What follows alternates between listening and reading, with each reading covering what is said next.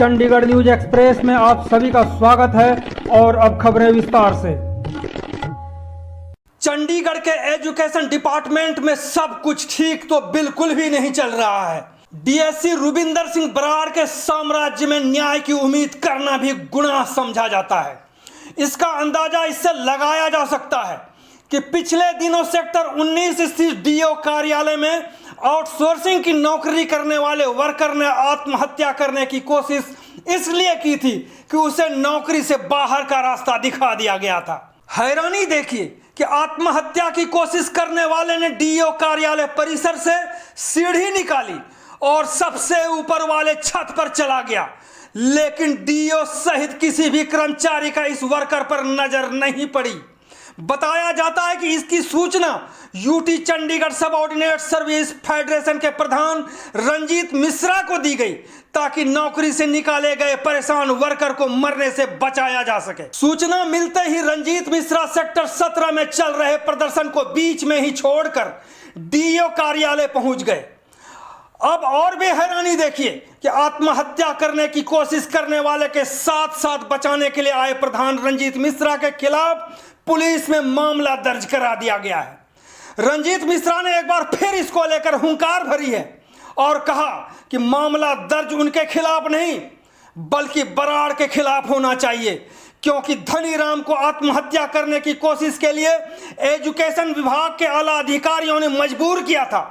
मिश्रा ने यह भी कहा बराड़ सहित विभाग के अन्य अधिकारियों से संबंधित शिकायत लेकर गवर्नर साहब के पास भी जाएंगे। वहीं अन्य सूत्रों का कहना है कि इस मुद्दे को लेकर UT Chandigarh subordinate service federation से संबंधित यूनियनें, संयुक्त कर्मचारी संघ, पेंडू संघर्ष समिति, किसान मोर्चा के पदाधिकारियों के साथ बहुत जल्द मीटिंग बुलाई जाएगी और एजुकेशन विभाग के आला अधिकारियों के खिलाफ रणनीतिक लड़ाई लड़ी जाएगी। तो सुने रंजीत मिश्रा की हुंकार। उस दिन भी मैं बयान में दिया था कि मेरे को तो फंसाने के लिए पहले से कोशिश साजिश चल रही है हमारे डिपार्टमेंट के अफसरों की। कौन सा डिपार्टमेंट है आपका? Education department sir. उस दिन भी मैंने बताया था कि एक बड़ी हैरान करने देने वाली बात है कि डिस्ट्रिक्ट एजुकेशन ऑफिसर में एक आदमी चढ़ जाता है पौड़ी से छत पे और पौड़ी भी ऊपर खींच के ले जाता है वो, उसके बाद पता नहीं लगता। हम लोग रैली में थे 17 सेक्टर उस दिन बिजली डिपार्टमेंट के समर्थन के लिए। मैं एज ए फेडरेशन का प्रेसिडेंट होने के नाते वहाँ पे समर्थन के लिए गया था। वहाँ हमें फ़ोन आता है और हम लोग भाग के वहाँ पे पूरी टीम 4-5 बंदे हम लोग वहाँ पहुँचे और पीछे से किसी तरीके के लड़कों ने चढ़ के उसकी जान बचाई।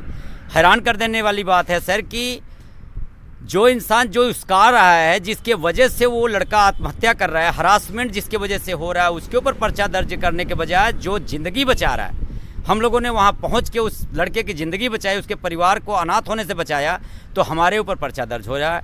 और मैं एक बात कहना चाहूँगा सर आपके माध्यम से कि बराड़ साहब, मैं आज खुलेआम बोलना चाहता हूँ कि मानता हूँ कि आप पीसीएस अधिकारी हैं और आपके ऊपर तक लिंक है, आईएएस पीसीएस अधिकारियों से लेकर मिनिस्टरों तक लिंक है, लेकिन सच्चाई से बड़ी लिंक नहीं हो सकती।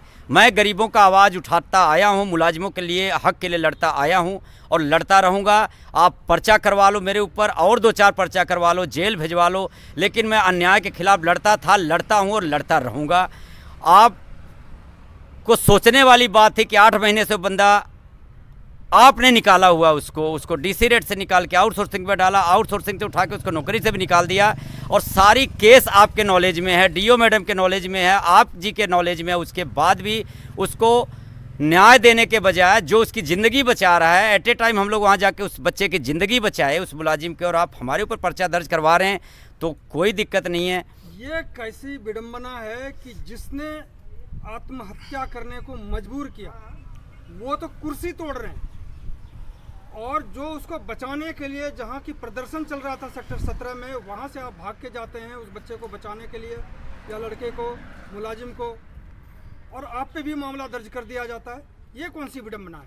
सर ये मेरे साथ शुरू से ही, क्योंकि और भी प्रधान हैं एजुकेशन डिपार्टमेंट में, लेकिन उनको अपना गुलाम बनाया हुआ है इन्होंने। एक मैं ही हूँ जो गरीबों के लिए आवाज़ उठाता आया हूँ और शुरू से मेरे ऊपर यही हाल रहा है कि मैं आवाज़ क्यों उठाता हूँ। इनका कहना ये है कि हमारे साथ बैठ के मिलजुल के काम करो, जो मैं कहता हूँ वो करो, गरीबों के लिए आवाज़ ना उठाओ। सर मैं अपना ज़मीर नहीं बेच सकता और बराड़ साहब के नॉलेज में है और हरासमेंट वो बराड़ साहब के वजह से और डीओ मैडम के वजह से ही हरासमेंट होकर वो आज इस कदर तक पहुंचा है।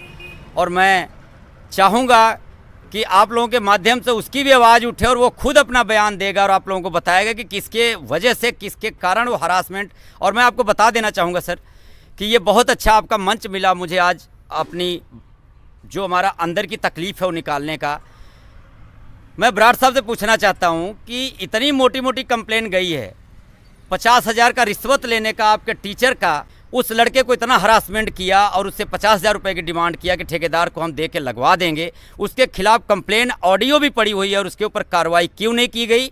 उसके ऊपर कार्रवाई अगर इतनी संजीदगी से करते जितने जल्दी हमारे ऊपर एक अन्याय के खिलाफ लड़ने वाले के ऊपर पर्चा दर्ज करा रहे हैं, अगर पर्चा उनके साथ कराते तो शायद हमें भी और उस मुलाजिम को भी थोड़ी सी अपने ऑफिसरों के ऊपर भरोसा और विश्वास होता कि हमारा ऑफिसर ईमानदार हैं और हमारे लिए काम कर रहे हैं। और जो बंदे अत्याचार कर रहे हैं उनके ऊपर तो मेहरबानी हो रही है, उसको प्रमोशन दिया जा रहा है।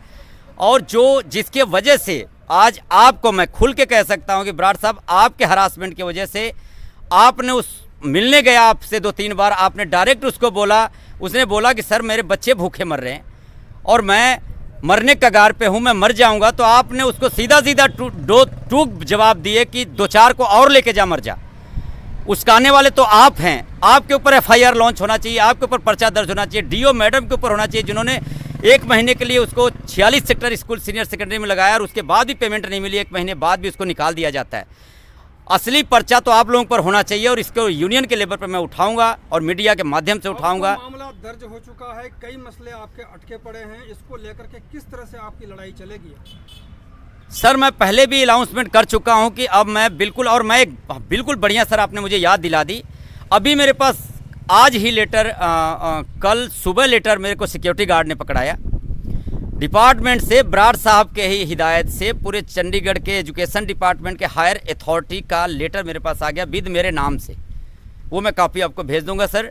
एक तरफ तो मुझे ये परेशान करने के लिए इधर मेरे ऊपर एफआईआर लॉन्च करा रहे हैं, मेरे पर्चा दर्ज करवा रहे हैं, दूसरी तरफ 13 तारीख को रूसा ऑफिस सेक्टर 42 में इन्होंने 11 बजे हमारी मीटिंग भी रखी हुई है।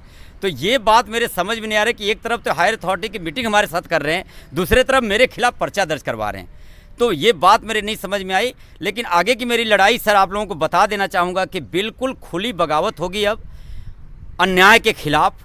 और जब तक हमें न्याय नहीं मिलता, मैंने लिस्ट बना रखी है डीओ डीपीआई ऑफिस में जितने ऊपर हायर लेवल के ऑफिसर हैं जो इन गरीबों का काम नहीं कर रहे हैं, जो अत्याचार कर रहे हैं और वहाँ एसी हवा में, एसी कमरे में बैठ के अपनी कुर्सियाँ तोड़ रहे हैं, उनको बारी बारी से हर हफ्ते एक एक बंदे का पुतला फूकेंगे। और डीओ ऑफिस के गेट के सामने तब तक हम बैठे रहेंगे जब तक हमें पूरा न्याय नहीं मिल जाता। और ये जो पर्चा झूठा आरोप लगा के दर्ज करवाया है, इसको पर्चे को वापस अपना कंप्लेन ये डिपार्टमेंट वापस नहीं लेता, तब तक हमारा प्रोटेस्ट जारी रहेगा। मैं जल्दी ही गवर्नर साहब को एजेंडा देने वाला हूँ और मैं शायद इसी महीने या फर्स्ट वीक में मई में अपने प्रोटेस्ट शुरू कर दूंगा सर। आपका बात करने के लिए बहुत बहुत धन्यवाद। धन्यवाद सर आप सभी का। तो ये थी संवाददाता राज सिंह की प्रस्तुति। चंडीगढ़ न्यूज एक्सप्रेस के साथ बने रहने के लिए आप सभी का बहुत बहुत धन्यवाद।